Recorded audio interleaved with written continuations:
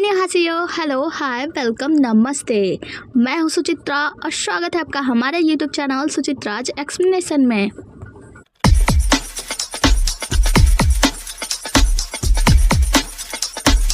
चलो अब जल्दी से वीडियो को लाइक करो और चैनल को सब्सक्राइब करो। इसी के साथ हम आज का ड्रामा देखने वाले हैं इन ब्लॉसम का एपिसोड नंबर 2। एपिसोड 2 के स्टार्टिंग में हम देखते हैं कि मिस्टर पैन जो होते हैं वो यांग कैवई यानी वो गंदी लड़की उसके साथ में ली मैंसन में पहुंचते हैं, जहां पे यांग कैवई को देखकर वहां ली मैंसन की सुरक्षा कर रहे चैंग मिस्टर चैंग जो होते हैं उस पर तलवार तान देते हैं और कहते हैं कि ये गंदी लड़की यहाँ कैसे आ गई, ये तो किलर है, मतलब इसने ली मैंसन के सभी लोगों को मार दिया, मैं इसे जिंदा नहीं छोड़ूंगा। तभी जो मिस्टर पैन के साथी होते हैं वो अपना तलवार निकालते हैं और उस पर वार करते हैं, मतलब मिस्टर चैंग पे, और मिस्टर चैंग की तलवार नीचे गिर जाती है। उसके बाद से वो कहते हैं कि मतलब मिस्टर पैंग कहते हैं कि मिस्टर चैंग थोड़ा सा शांति रखिए, आपको पता है हम यहाँ पे क्यों आए हैं, क्योंकि ली मैंसन के जो लोग थे मैं उनका बहुत ही ज़्यादा आदर करता था और ली मैंसन वाले बहुत ही ज़्यादा अच्छे थे, तो मैं उनको बस सांत्वना, मतलब एक तरीके से आज 7वां दिन है और उनके मौत का, तो मैं उन लोगों का बस आखिरी दर्शन करना चाहता हूँ, तो आपको ज़्यादा उछलने कूदने की ज़रूरत नहीं है, थोड़ा सा ठंड रखो। मिस्टर पैंग कहते हैं देखो ज़्यादा कूदने की ज़रूरत नहीं है, दरअसल हम ली मैंसन के लोगों को श्रद्धांजलि देने के लिए आए हैं, तो मिस्टर चैंग अच्छा होगा कि आप हमें शांति से जाने दें, तो हमें आपकी अनुमति की जरूरत है, और उन्हें उनका तलवार देते हैं, मतलब मिस्टर चैंग को उनका तलवार देते हैं। मिस्टर चैंग अपना तलवार ले लेते हैं शांति से और कहते हैं कि ठीक है आप लोग अंदर जाइए, मतलब यहाँ पे मिस्टर पैंग और वो गंदी लड़की ये दोनों लोग तो अंदर जाते हैं, लेकिन उनके साथ जो उनका सुरक्षा कर्मी आया होता है उसे मिस्टर चैंग बाहर ही रोक देते हैं। मिस कैवई यानी यांग कैवई जो होती है वो अंदर जा रही होती है, तो मिस्टर पैंग से पूछती है कि क्या आपको लगता है कि ये चीज काम करेगा, तो मिस्टर पैंग कहते हैं कि तुम चिंता मत करो, मैंने जैसा सोचा वो सही होगा। उसके बाद से मिस्टर पैंग अंदर जाते हैं उन लोग को श्रद्धांजलि देने के लिए, वहाँ पे अगरबत्ती जलाते हैं, हाथ जोड़ते हैं और कहते हैं कि मिस्टर ली हमें पता है कि आपको किसी ने मारा है, आप लोगों को किसी ने जान से मारा है, तो अगर आपको अपने मौत का बदला लेना है तो आप एक काम कीजिए, बस उन लोगों का नाम आकर आप मुझे सपने में बता दीजिएगा और मैं सब कुछ ठीक कर दूंगा। मिस्टर जो पैन होते हैं उनके इतना कहने के बाद जो लड़की होती है ना वो कब्र के पास जाती है, मतलब जहाँ पे उन लोग की लाश रखी होती है, और उसमें कुछ सुनने की कोशिश करती है, कहती है हाँ ठीक है बताइए आप क्या बताना चाहते हैं।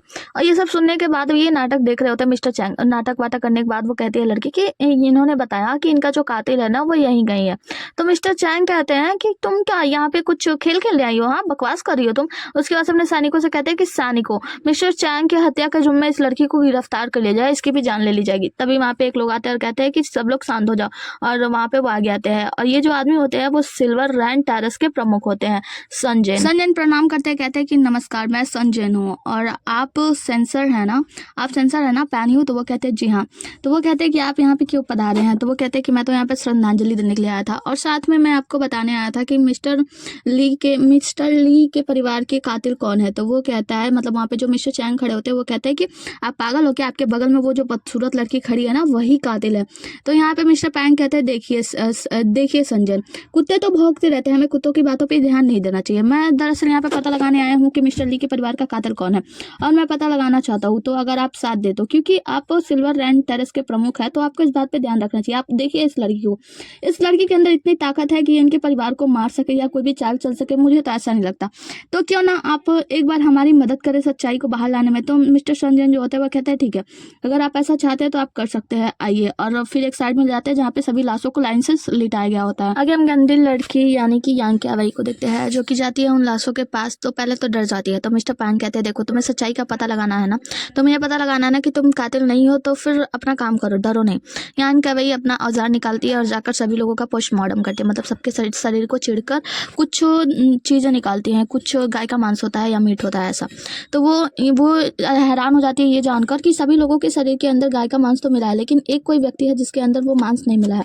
तो मिस्टर यांग कहते हैं क्या हुआ, तुम चिंतित क्यों लग रही हो, तो वो कहती है दरअसल देखिए इन सभी के शरीर में गाय का मांस तो मिला है, लेकिन ये एक इंसान है जिनके शरीर में गाय का मांस नहीं मिला है। तो वो कहते हैं अच्छा, फिर वो उनके नाखूनों की जाँच करती है, उसके बाद से उसे कुछ क्लू मिलता है, उसके बाद से वो सारा चीज़ ले जाकर एक किनारे पर रखती है, और वहाँ पे मिस्टर सन जैन जो होते हैं वो और मिस्टर चैन सभी लोग खड़े होते हैं। तो मिस्टर यांग कहते हैं कि देखो अब हमें सच्चाई का पता चल गया है, दरअसल वो जो खूनी है ना वो यहीं पे मौजूद है। तो वो लोग कहते हैं आप कहना क्या चाहते हैं, कौन है वो खूनी, यही लड़की ना, तो वो कहता है बिल्कुल भी नहीं, हमारे पास सबूत है, ये लड़की खूनी नहीं है। तो वो लड़की बताती है कि दरअसल इन सभी के शरीर में गाय का मांस मिला है, और आपको पता है एक ऐसी घास होती है जिसे गाय के मांस में मिलाकर, मतलब कुछ ऐसा करके देने के बाद, उस घास के खाने के बाद इन लोगों के शरीर में इतनी ज़्यादा दर्द हो गई, असहनीय पीड़ा हुई, जिसके कारण इन लोगों का दिमाग खो गया था, मतलब ये लोग अपना दिमाग को पूरी तरीके से त्याग दिए थे और अपने दिमाग को छोड़कर इन सभी ने आत्महत्या करना चुना। तो इन लोगों को जानबूझ के मारा गया और साथ ही इनके कमरे में मतलब इनके घर में एक ऐसे चूहे का बॉक्स छिपाया गया था। जब वो चूहा दौड़ता था तो ऐसा लगता था कि डमरू बज रहा है और ये इन अफवाहों पर भी काम किया गया कि डमरू बजता है तो कुछ भूत प्रेत आकर लोगों को मार देते हैं और यही दर्शाया गया कि भूत प्रेत ने ही लोगों की हत्या की थी। और वो जो खूनी है ना वो हमारे पास ही है। तो ये लोग सभी लोग मिलकर मिस्टर चैंग की तरफ देख रहे होते हैं। मिस्टर चैंग कहते हैं कि तुम लोग कहना क्या चाहते हो कि मैंने खून किया। वो कहते हैं देखिए या सिल्वर रैन टेरेस के कुछ लोग मुझे मारने के लिए आए थे, नकाबपोश थे। उस दिन रात को जब मैं यहाँ पे सच्चाई पता लगाने आया था तो वो लोग मारने आए थे मुझे, लेकिन उनकी गलती से उनका एक जो बिल्ला है वहीं पे गिर गया था और वो बिल्ला उनके सामने फेंक देते हैं। उसके बाद से कहते हैं कि देखो अगर वो रैन टेरेस का दुश्मन होगा, मतलब वो उसे नहीं चाहता होगा, तो वो चाहेगा कि रैन टेरेस का जो है ना नाम बदनाम हो जाए। तो मिस्टर चैंग की तरफ देखते हैं तो मिस्टर चैंग कहते हैं कि आप लोग मेरी तरफ क्यों देख रहे हैं, मैं खूनी नहीं हूँ। तो यहाँ पे मिस्टर पैंग कहते हैं कि आप ही हो सकते हैं, क्योंकि आपको पता है ना मिस्टर ली की फैमिली की मौत के बाद उनके परिवार का जितना भी मतलब जमीन जायदाद होता है वो सबके मालिक आप हो गए। तो वो कहते हैं कि सिर्फ एक छोटा सा जमीन मेरे नाम हो गया और उनका हिस्सा मेरे नाम हो गया, तो इसका मतलब ये तो नहीं है कि मैं खूनी हूँ। मैं ली परिवार का बहुत ही अच्छा इंसान था, मतलब मैं ली परिवार के साथ मेरे संबंध अच्छे थे इसीलिए मुझे मिला है। इसका मतलब ये तो नहीं कि मैं हूँ। वो कहते हैं कि आपके पास क्या सबूत है। तो मिस्टर पैन कहते हैं कि हमारे पास सबूत है, देखो उसकी उंगलियों में मतलब उसके नाखूनों में कुछ ऐसी चीज लगी है जो पानी के प्रभाव में आते ही पानी को काला कर देती है। तो वो कहते हैं कि आपको आकर परीक्षण देना होगा। तो वो कहता है ठीक है, जो भी परीक्षा लेनी है ले लो। और वो आके पानी में हाथ डालता है, पानी काला नहीं होता। तो कहता है कहो अब क्या कहना चाहती हो तुम। वो लड़की कहती है मतलब यान क्या भाई कहती है हाँ आपने बिल्कुल सही कहा, आपके हाथों से ये पानी बिल्कुल भी काला नहीं हुआ। तो देखिए सच्चाई दरअसल ये है कि जो नौकरानी है उसके पेट में गौमांस नहीं मिला है। इसका मतलब ये है कि आपने उस नौकरानी को गौमांस पूरे परिवार को खिलाने के लिए कुछ रिश्वत दी थी। उस नौकरानी ने सभी लोगों को तो खिला दिया लेकिन उसकी मृत्यु नहीं हुई और आप डर गए कि कहीं आपको ना मार दिया जाए, इसीलिए आपने उसका गला घोटकर उसकी हत्या कर दी और उसे भी आत्महत्या दिखाया। आपको गला घोटते समय आपके हाथों पर उस नौकरानी ने खरोचा था, जिस पे खरोच के उसके नाखूनों के अंदर आपके कुछ मांस के टुकड़े पड़े हुए हैं, जिससे मुझे पता चला कि उसने किसी को खरोचा है और वो खरोच कहीं और नहीं बाह में हो सकती है। इसीलिए मैंने ये नाटक किया ताकि जब आप अपना हाथ हटाएं इस पानी में हाथ डालने के लिए तो पता चल जाए कि आपके हाथों पे खरोच है, तो जिससे पता चलता है कि आप ही खूनी है। तो मिस्टर चैंग जो होता है ना वो कहते हैं कि यार लड़की अब मैं जिंदा में नहीं बचूंगा तो मैं तुम्हें भी जिंदा नहीं छोड़ूंगा। यहाँ पे यांग कैवई कहती है कि अब आपको क्या सजा मिलनी चाहिए, क्योंकि आपने ये ली परिवार के 9 लोगों को मार डाला है तो अब आपको सजा तो मिलेगी। तो यहाँ पे मिस्टर चैंग जो होते हैं अपनी तलवार निकालते हैं, उससे मारने जाते हैं। तभी यहाँ पे मिस्टर संजन जो आते हैं वो सारी सच्चाई जानने के बाद अपना तलवार उठाते हैं और मिस्टर चैंग का गला ही काट देते हैं। मिस्टर चैंग की यहाँ पे मृत्यु हो जाती है। आगे की सीन में हम देखते हैं कि ये लोग मिस्टर ली के पूरे परिवार को दफना रहे होते हैं, मतलब मिस यान कैवई होती है और मिस्टर पैन होते हैं। यहाँ पे उनके लाशों को दफनाने के बाद मिस यान कैवई को याद आता है और वो छोटा सा ताबीज, छोटे बच्चे का ताबीज ले जाकर उसके कब्र के साथ रख देती हैं। दफनाने के बाद यांग कैवई कहती हैं मिस्टर पैंग से कि तुम्हें पता है मैं जब से इस लाशों के घेरे में काम कर रही हूँ तब से मैंने देखा है कि बहुत सारे ऐसे लोग होते हैं जिनका कोई परिवार नहीं होता है और वो लोग मर जाते हैं और हजारों लाखों लाशों को मैंने यूं ही सड़क पे देखा है खुले में, मतलब बहुत ही ज़्यादा बुरा लगता है। मतलब लोग कैसे ज़िंदगी जीना फर्क नहीं पड़ता लेकिन मरने के बाद भी उन्हें दो कब्र नसीब नहीं होता, मतलब एक कब्र भी नसीब नहीं होता। मुझे बहुत बुरा लगता है ऐसा देख कर। पता है मैं हमेशा से सोचती हूँ अगर मुझे पता चल जाए कि मेरी मौत कब होने वाली है तो मैं एक जंगल को चुनूंगी। वो सामने वाला जंगल दिख रहा है ना, उस जंगल में हजारों आड़ुओं के पेड़ है, अगल बगल पहाड़ है, फूल पत्तियां हैं, मतलब वो जगह बहुत ही ज्यादा अच्छी है। मैं उस जगह को चुनना चाहूंगी कि मरने के बाद मेरी कब्र वहां बनाई जाए। मैं वहां पे अपनी कब्र पहले ही बनवा कर रखूंगी। तो यहाँ पे मिस्टर पैन जो होते हैं वो कहते हैं कि तुम बिल्कुल नहीं बदली, पहले जैसी थी अब भी वैसी ही हो। बचपन में मैं तुम्हारे साथ रहता था तभी तुम्हें आड़ू के फूल और फल बहुत ही ज्यादा पसंद थे और आज भी तुम वैसे हो। वो कहते हैं कि हाँ मुझे पसंद है, तभी फिर सैड हो जाती है। वो कहते हैं कि तुम क्या सोच रही हो कि मुझे पता नहीं चलेगा। मैंने तुम्हारे बारे में देखो बहुत कुछ सोचा है और बहुत सारी चीजें तुम्हारी उससे मिलती है, मतलब तुम वही हो जिसे मैं ढूंढ रहा था। मुझे पता है कि 10 साल पहले तुम्हारे परिवार पर लोगों ने मतलब गलत आरोप लगाया, उसके बाद से तुम्हारे परिवार को घर से निकाल दिया, जिसके बाद से समुद्री रास्ते में जाते समय तुम्हारे परिवार पर समुद्री डाकुओं ने हमला किया जिसमें तुम्हारे पिता और माता की मौत हो गई और तुम्हारे चेहरे का हाल हो गया। इसके बाद से हमें पता चला था कि 8 साल पहले तुम श्री जियांग के अंडर में काम करने लगी, मतलब लाशों के ढेरे के साथ में। और श्री जियांग जो है वो 5 साल पहले से वो पागलपन के दौरा चल रहा है उनका, और उनका पागलपन का दौरा और भी ज़्यादा बदतर होता जा रहा है। मुझे पता है कि तुम पिछले 8 सालों से लाशों के ढेर में काम कर रही हो, लेकिन अब मैं नहीं चाहता कि तुम यहाँ पे रहो। तो वो कहते हैं कि तुम क्या चाहती हो, मैं आगे और भी कहानियाँ बताऊँ? तो वो कहती हैं कि नहीं, मुझे पता है कि तुम्हें सब कुछ पता है, तो बताओ अब तुम क्या चाहते हो। तो यहाँ पे वो कहते हैं कि वो जो लॉकेट लिए रहते हैं उन दोनों लॉकेट को आपस में जोड़ देते हैं। कहते हैं ये देखो, ये दिवंगत सम्राट के द्वारा बनाया गया लॉकेट है, इसके अनुसार हम दोनों शादीशुदा हैं, तो मेरा दूसरा शर्त ये है कि मैं तुमसे शादी करना चाहता हूँ। आगे की सीन में हम एक सुंदर सी महिला को देखते हैं जिसका नाम सांगवान है, और सांगवान जो होती है ना, उसे खूबसूरत रहने का बहुत ज्यादा शौक है, मतलब वो खुद को खूबसूरत दिखाने के लिए कुछ भी कर सकती है। यहाँ पे हम देखते हैं कि कुछ लोग उसका ट्रीटमेंट कर रहे होते हैं, आग वाग पता नहीं क्या क्या, वो सोई होती है और उसके ऊपर ट्रीटमेंट चल रहा होता है। वो बहुत ही ज्यादा खूबसूरत महिला होती है। वो उठती है, मतलब उसको उठाने के लिए भी एक लोग आते हैं, हाथ वाथ पकड़ के उठाते हैं। उसके बाद से हम देखते हैं कि वो मिस्टर पैंग की एक पेंटिंग होती है, उस मिस्टर पैंग के साथ मिस सांगवान होती है, और वो कहती है कि तुम्हें पता है मैं तुम्हारे लिए खूबसूरत होने के लिए ना कुछ भी कर सकती हूँ।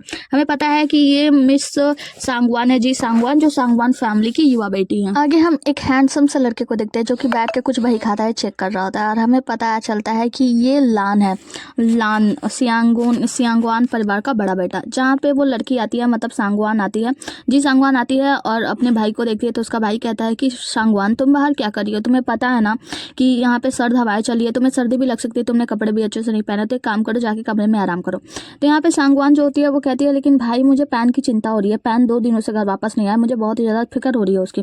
क्या ऐसा हो सकता है कि जिस राजकुमारी को उसने खुश करने के लिए, मतलब अपने भाई पान को परेशान किया और उस राजकुमारी को खुश किया पेंटिंग बनाने के लिए, वो राजकुमारी उसके ऊपर कहीं दबाव तो नहीं डाली है शादी वादी करने के लिए।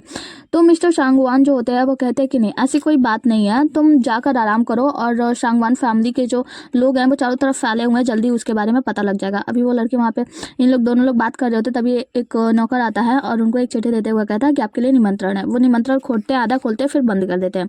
तो वो कहता है कि ठीक है, तुम जाके आराम करो, मैं पता करूंगा। तो वो कहती है सांगवान की ये कैसे चिट्ठी है, मतलब इसमें तुम क्या पढ़ रहे हो। तो वो कहता है तुम चिंता मत करो, कुछ नहीं है, बस थोड़ी सी बात हुई है, मैं जाकर पता करता हूँ।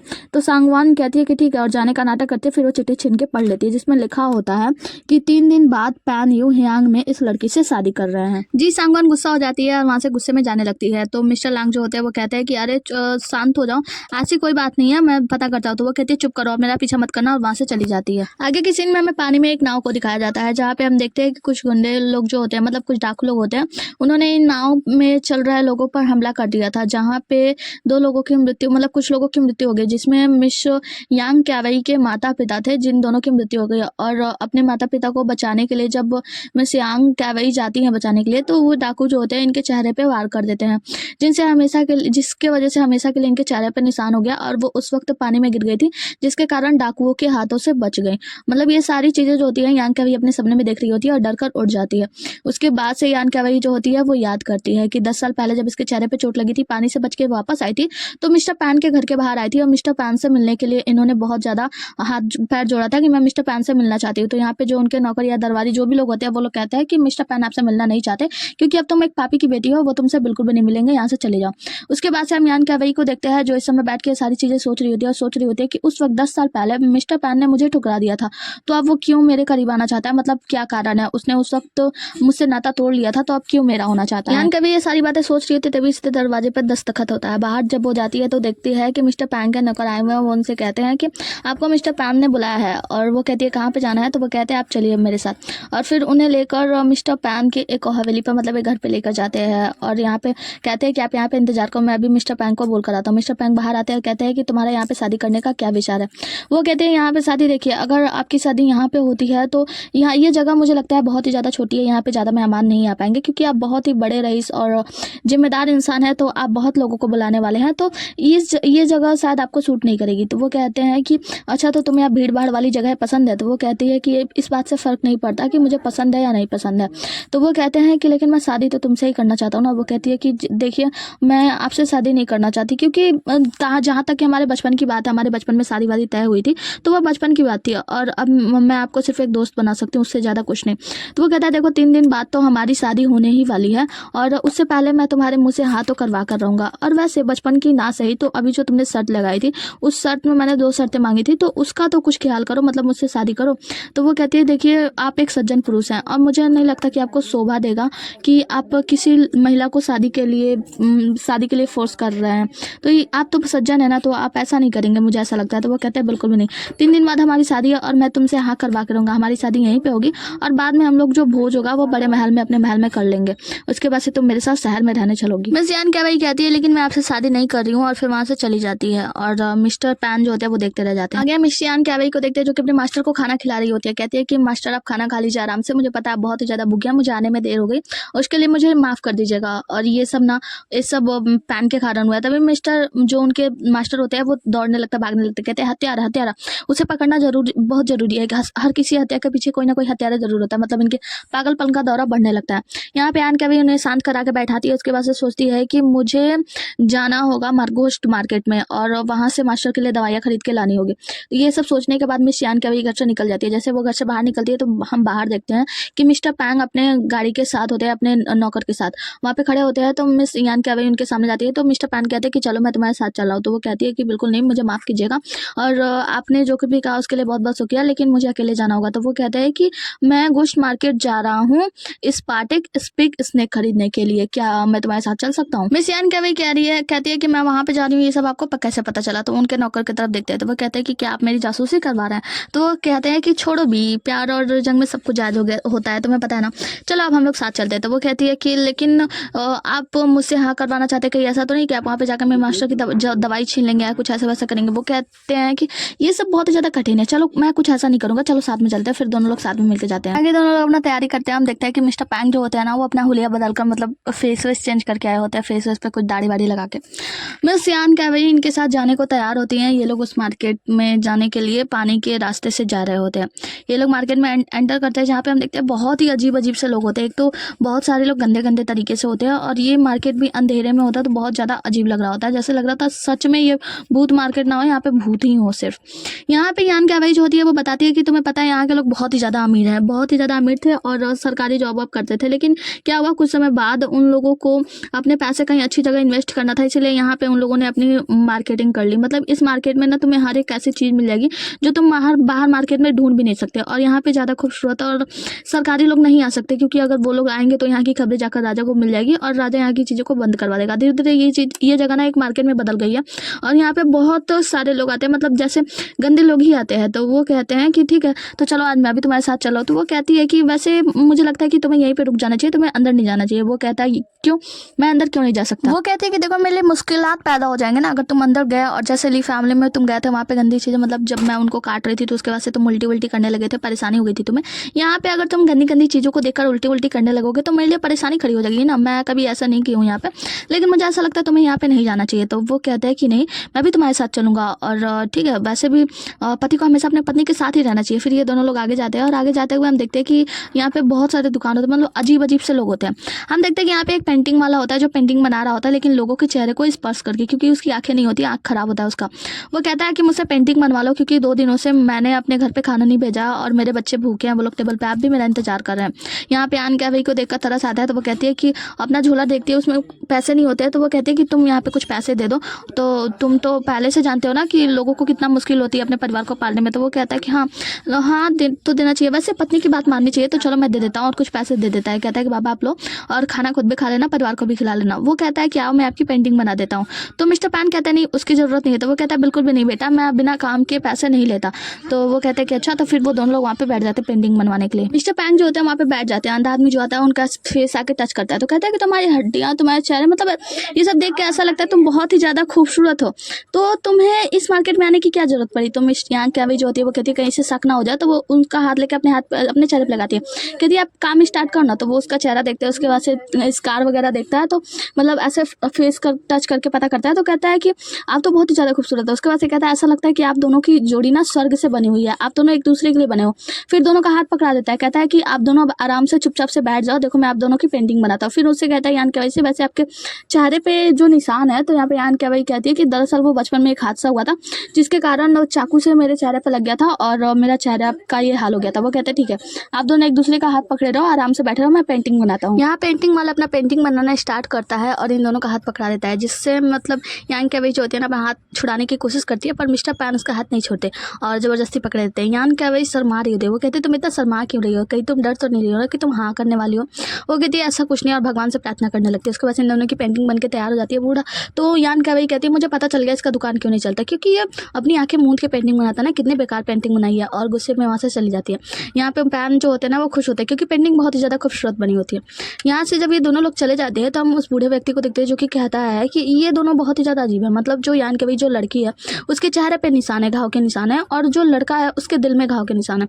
वैसे ये दोनों एक दूसरे के अच्छे साथी बन सकते हैं, मतलब एक दूसरे के अच्छे प्रेमी बन सकते हैं, लेकिन पता नहीं भगवान को क्या मंजूर है। आगे हम देखते हैं कि ये लोग आगे मार्केट में जाते हैं और वो कहते हैं कि चलो अब हम आधे मार्केट तक तो पहुंच चुके हैं, थोड़ी दूर और जाना है।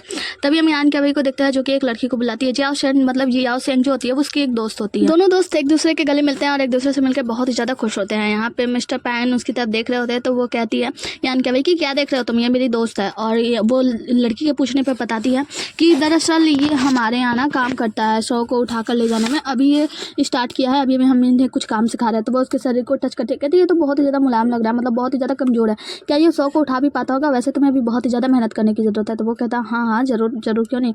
तो उसके बाद से जो यान केवई होती है वो पूछती है जियाओ शेन से कि अच्छा ये बताओ वो शाम वाला व्यक्ति जो है वो यहाँ पे है। तो वो कहती है कि हाँ वो है, तो लेकिन दरअसल वो नशेड़ी व्यक्ति है ना, बहुत ज़्यादा शराब पीता है, तो कुछ पैसे की ज़रूरत पड़ेगी। तो वो कहती है कि हाँ ठीक है तुम चिंता मत करो, मेरे पास पैसे हैं कुछ, और अब मेरे पैसे दाव पे लगे हैं तो तुम सबको संभाल लेना। तो यहाँ पे जियाओ शान कहती है कि अरे क्या बात कर रही हो, मैं तुमसे पैसे लूँगी क्या, वैसे हम दोनों आपस में खाना बैठते, तुम मुझे इतना खिलाती पिलाती हो तो मैं तुमसे पैसे थोड़ी लूँगी, चलो। और वो व्यक्ति जो है ना पियक्कड़ है तो वो पीकर नदी के किनारे पड़ा होगा, हमें वहीं पे जाना होगा। फिर वो कहती है कि ठीक है चलो चलते हैं। आगे हमें मिस्टर पैंग का घर यानी सनशाइन गार्डन का सीन दिखाया जाता है, जहाँ पे हम देखते हैं जी सांगवान यहाँ पे पहुँचती है और इस गार्डन में जाने की अनुमति मांगती है, मतलब अंदर जाने के लिए इनकी गाड़ी को बुलाया जाता है। तो बाहर जो लोग खड़े होते हैं ना वो लोग कहते हैं कि आप अंदर नहीं जा सकती, मिस्टर पैंग की इजाज़त के बगैर कोई भी इंसान अंदर नहीं जा सकता, मतलब बाहरी व्यक्ति। तो यहाँ पे वो कहते हैं कि ये बाहरी नहीं है, दरअसल ये जी सांगवान है। तो फिर वो अपना पर्दा हटा के दिखाती है, जब पर्दा हटाकर देख लेते हैं वो लोग तो कहते हैं ठीक है आप अंदर जा सकती है। जी सांगवान अंदर जाती है और अंदर जाने के बाद वो देखती है कि यहाँ पे जोरों शोरों से शादी की तैयारी चल रही है यांग केवई और मिस्टर पैंग की। तो ये बहुत ज़्यादा गुस्से में होती है और टेबल पे जो भी मिठाई होती है वो उठा के फेंकने लगती है, टेबल पर तोड़ देती है। तो वहाँ पे जो लड़की होती है नौकरानी होती है कहती है क्या हुआ, कुछ गलत है क्या मैडम, कोई गलत बात है तो बता दीजिए। तो वो कहती है कि चुप करो और जाओ यहाँ से। आगे की सीन में हम देखते हैं कि जियाओ शेंग जो होती है वो यांग केवई को लेकर उस जगह पे पहुंच जाती है जहाँ पे वो आदमी सांप को बेच रहा होता है। वो लोग जाते हैं और उस आदमी से पूछते हैं कि महाराज अब तो समय हो चुका है, अब अपना जो भी लेकर आए हैं उसे बेच दीजिए। तो वो कहता है कि अच्छा ठीक है ये लो, और उसको देते हुए कहता है कि इसके 50 युआन हुए। तो वो कहती है 50 युआन क्या बात कर रहे हैं, पर तो वो जो जियाओ शेन होती है ना वो कहती है कुछ कम करो, क्या बात करते हुए, अपना ही आदमी है तो थोड़ा कम करके बताओ। तो यांग केवई कहती है कि लेकिन पिछली बार हमारी बात हुई थी कि आपने 10 युआन में कहा था। तो वो कहता है देखो ये जो सांप है ना वो बर्फीली इलाकों में रहता है, तुम्हें पता है बर्फ जब तक होती है तब तक ये सांप उस बर्फ से बाहर नहीं निकलता, जब बर्फ से पानी हो जाता है तब वो सांप वहाँ से बाहर निकलता है। बहुत मुश्किल हुई है मुझे वहाँ पे, 1 महीने तक मैं वहाँ पे रहा इस ऐसे सांप के लिए, और तुम चाहती हो कि मैं इसे 10 युआन में बेच दूँ, और देखो मेरे पैरों में छाले पड़ गए, मतलब मैं बीमार हूँ और अपनी बीमारी का इलाज भी तो मैं इसी से कराऊंगा ना, कि इसके अलावा मेरे पास कोई दूसरा साधन तो है नहीं। तो फिर 50 युआन कौन सा कम है, मतलब वो उसे मोल तोल कर रहा होता है और कर रही होती है। तो यहाँ पे जो मिस्टर पैंग होते हैं ना वो निकाल कर 2 चांदी का सिक्का उसे देते हैं, कहते हैं लो ये तो तुम्हारे लिए ज़्यादा होगा ना। तो यान केवई रोक देती है, कहती नहीं नहीं देखो आप अभी मुझे ये दे दो, और एक काम करूँगी मैं, अब पिछले बार मैं आपको आकर पैसा लौटा दूंगी और साथ ही मैं 1 युआन और बढ़ा कर दूंगी, मतलब अपने 50 मांगे मैं 51 दूंगी, लेकिन थोड़े समय के बाद, क्योंकि अभी मेरे पास इतने पैसे नहीं है। तो वो कहती है कि हाँ ठीक है फिर ले लो। ऐसे बातें कर रहे होते तभी वहाँ पे एक आदमी होता है, तो वो कहता है कि इसके पास चांदी के सिक्के, मतलब ये है कौन, मतलब धीरे धीरे ये बात फैल जाती है कि मिस्टर पैंग यहाँ पे आए हैं। तो यहाँ पे एक लोग होते हैं जो आते हैं और कहते हैं कि मिस्टर पैंग अब आप क्या अब भी आप अपने आप को छिपाएंगे, अब तो आप सामने आ जाइए कि आप मिस्टर पैंग है। तो मिस्टर पैंग क्या करते हैं अपने चेहरे से वो मार्क्स मतलब जो दाढ़ी वाड़ी लगाया होता है उसे निकाल देते हैं। यांग केवई की जो दोस्त जियाओ शेन होती है ना वो कहती है कि ये वही है ना पैन जो तुमसे शादी करना चाहते हैं। तो वो कहती है हाँ बिल्कुल। तो वो जो आदमी होता है वो कहता है कि मिस्टर पैन अब बताइए आप यहाँ पे क्यों आए, क्योंकि आपको पता नहीं है क्या ये गोश्त मार्केट में सरकारी लोगों का आना जाना मना है और आप यहाँ पे आ गए, आपकी हिम्मत कैसे हुई, क्या आप यहाँ पे कुछ मतलब पता लगाने के लिए आए थे ना राजा के आदेश पे। तो वो कहता नहीं ऐसी कोई बात नहीं है। तो यहाँ पे यांग केवई जो होती है वो बताती है कि देखो ऐसी बात नहीं है, दरअसल मैं यहाँ पे खरीदारी करने के लिए आई हूँ, ये तो बस मेरे पीछे पीछे चले आते हैं, ऐसा कुछ भी नहीं है। तभी वो आदमी जो होता है वो छीना झपटी करने लगता है कि आप लोग यहाँ पे कोई भी खरीदारी नहीं कर सकते, और जो कुछ भी आपने लिया उसके हाथ से सांप आप खींच के फेंक देता है। जैसे वो छीन के फेंकता है ना वो टोकरी थोड़ी सी खुल जाती है और सांप उसमें से निकल के भागने लगता है। यांग केवई पूरी तरीके से परेशान हो जाती है, कहती है अगर ये सांप ना मिला तो मेरे मास्टर की हालत ठीक नहीं होगी, और वो उस सांप के पीछे भागने लगती है। तो उसकी दोस्त जो जियाओ शेन होती है वो रोक लेती है, कहती है देखो तुम बाहर मत जाओ, मतलब उसके पास मतलब वो अब जा चुका है, वो वापस नहीं आएगा। अभी ये लोग हाथापाई कर रहे होते तभी हम देखते हैं कि मिस्टर पैन जो होते हैं ना वो कूद पड़ते हैं पानी में उस सांप को ढूंढने के लिए और उस पानी के पीछे पीछे जाने लगते हैं, मतलब उस सांप के पीछे पीछे उस पानी में चले जाते हैं। हम देखते हैं कि पानी के अंदर ना बहुत सारे भाले वाले लगे होते हैं जिससे मिस्टर पैन के हाथों में चोट भी लगने लगती है, मतलब पूरा खून वो निकलने लगता है बाहर। बाहर जो लोग होते हैं वो लोग कहते हैं कि ये कितना बहादुर है ना, ये उस सांप के लिए उस अंदर कूद गया, लड़की के लिए इतना कुछ कर रहा है, मतलब सभी लोग बातें बातें बना रहे होते हैं। और हम देखते हैं कि बाहर खून जब निकलने लगता है, बाहर पानी लाल होने लगता है, तो सभी लोग कहते हैं कि कहीं इनकी मौत तो नहीं हुई, नहीं कुछ हो तो नहीं गया, मिस्टर पैन बाहर आ पाएंगे या नहीं आ पाएंगे, मतलब ये सारी चीज़ें सोच रहे थे। तभी मिस्टर पैन खुशी के मारे बाहर आते हैं उस सांप को लेकर। यान कभी उन्हें देखकर खुश हो जाती है, कहते हैं फाइनली वो आ गया, मतलब उसे कुछ हुआ नहीं। मिस्टर पैंग आते हैं, उन्हें वो सांप देते हैं, कहते हैं कि अब तुम्हारे मास्टर बिल्कुल ठीक हो जाएंगे। उसके बाद यान कभी जो होती है उनका धन्यवाद करती है, कहती है कि आपने मेरे पर इतना ज़्यादा उपकार किया, उसके लिए आपका बहुत बहुत धन्यवाद। उसके बाद से कहती है लेकिन देखिए मिस्टर पैंग, मैं आपसे शादी नहीं कर सकती। जो हमारा जो भी बचपन में शादी वादी तय हुआ था ना, वो बचपन की बात है, हम बचपन की बात को बचपन में ही तोड़ देते हैं, छोड़ देते हैं, लेकिन अब हम शादी नहीं करना चाहते आपसे। तो यहाँ पे मिस्टर पैंग जो होते हैं वो कहते हैं देखो मैं इसलिए तुम्हें नहीं ढूंढ रहा था 10 सालों से क्योंकि हमारी शादी तय हुई थी, मैं इसलिए तुम्हें ढूंढ रहा था क्योंकि मैं तुम्हें ढूंढना चाहता था, मैंने इसलिए तुम्हें ढूंढा क्योंकि मैं तुम्हें चाहता था, और मैं शादी के लिए नहीं, मैं तुमसे शादी के लिए तुम्हारे पास आया हूँ, मैं सिर्फ तुमसे शादी करना चाहता हूँ, मैं वरना मैं जिंदगी भर शादी नहीं करूँगा।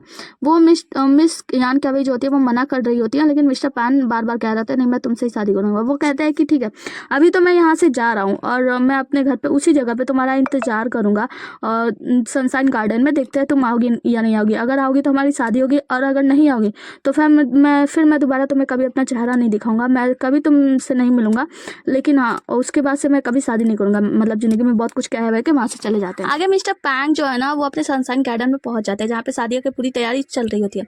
तो नौकरानी आती है, मिस्टर पैंग को बताती है कि हम लोग रोक नहीं सके, जी सांगवान आई है और वो मतलब क्या कुछ कर रही है। अब यहाँ पे मिस्टर पैंग को गुस्सा आता है, वो जाती है जी सांगवान के पास जाते हैं और कहते हैं कि तुम ये सब क्या करिए। तो वो कहते हैं कि क्या तुम सच में उस बुरी औरत से शादी करने वाले हो, उस बेकार से दिखने वाली लड़की को, तो लड़की से। तो वो कहते हैं कि देखिए वो मेरी पत्नी होने वाली है, तो पहले आप अपना जवान संभाल के बात कीजिए। तो यहाँ पर जी सांगवान जो होती है वो कहती है कि तुम्हें तो फिर अगर तुम मुझसे शादी कर लोगे तो मेरा क्या। तो वो कहता है कि मैंने तुमसे कितनी बार बताया है कि मैं तुम्हें सांगवान लांग की छोटी सिस्टर के अलावा कुछ नहीं समझता।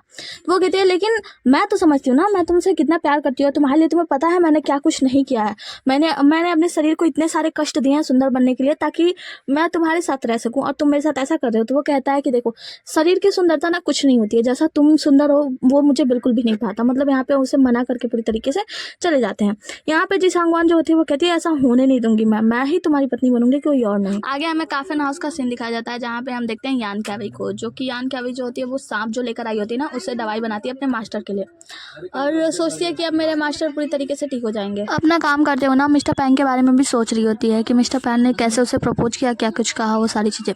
उसके बाद से उसे याद आता है कि हमारे मतलब मेरे कमरे में वो ड्रेस पड़ा हुआ है, तो वो ड्रेस पहन के अपने आप को जाके शीशे में मतलब आईने में बैठ के देख रही होती है कि मैं कैसी लग रही हूँ वगैरह वगैरह। मतलब ये सोच रही थी कि अब मैं हाँ कर ही दूँ क्योंकि मिस्टर पैंग इतना ज़्यादा इंसिस्ट कर रहे हैं और शायद वो मुझसे बहुत ज़्यादा प्यार भी करते हैं। तभी इसके दरवाजे पर खटखट होती है, मतलब दस्तखत होती है और ये बाहर जाती है। तो बाहर जो आदमी होता है वो इसे बताता है कि ये एक लेडी है जिसकी मृत्यु हो चुकी है और आपको इसका क्रियाक्रम करना है, दफनाना वगैरह है। तो वो कहती है इस लेडी की मृत्यु कैसे हुई। तभी वो पर्दा हटाती है मिस्टर शांगयान और शांगयान कहती है कि इस लेडी की मृत्यु आध्यात्मिक तरीके से हुई है। आगे की सीन हमें एक सुनसान जगह का दिखाया जाता है जहाँ पे हम देखते हैं कि सांगवान जी जो होती है ना वो यान कैवी को बांध कर रखी होती है, यान कैवी बेहोश होती है पूरी तरीके से।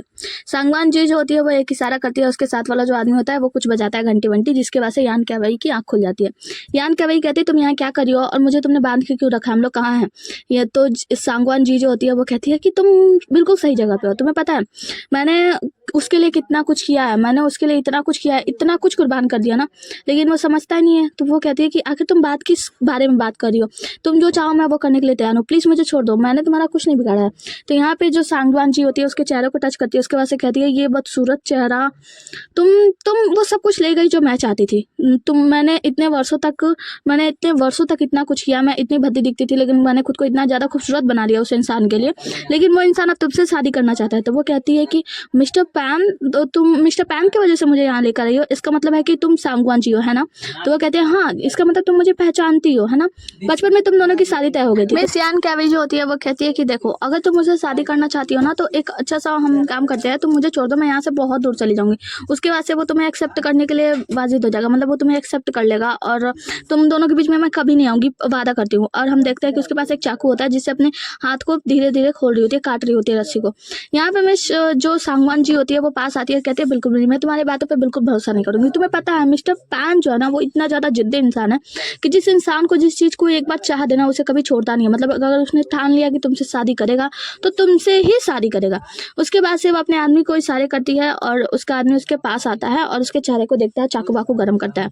मिस यांग कैवे जो होती है वो कहती है तुम करना क्या चाहती हो? तो मिस सांगवान जी कहती है कि तुम चिंता मत करो, बस तुम्हारे चेहरे पे थोड़े से कट लगाऊंगी, उसके बाद से क्या होगा ना कि मैं मिसेस पैन बन जाऊंगी और तुम मेरी जिंदगी जियोगी। यांग कैवे कहते हैं कि प्लीज मेरी बात समझो, मुझे यहाँ से जाने दो, मैं वादा करती हूँ मैं तुम दोनों के बीच कभी भी नहीं आऊंगी, मैं तो वैसे भी उससे शादी नहीं करना चाहती हूँ।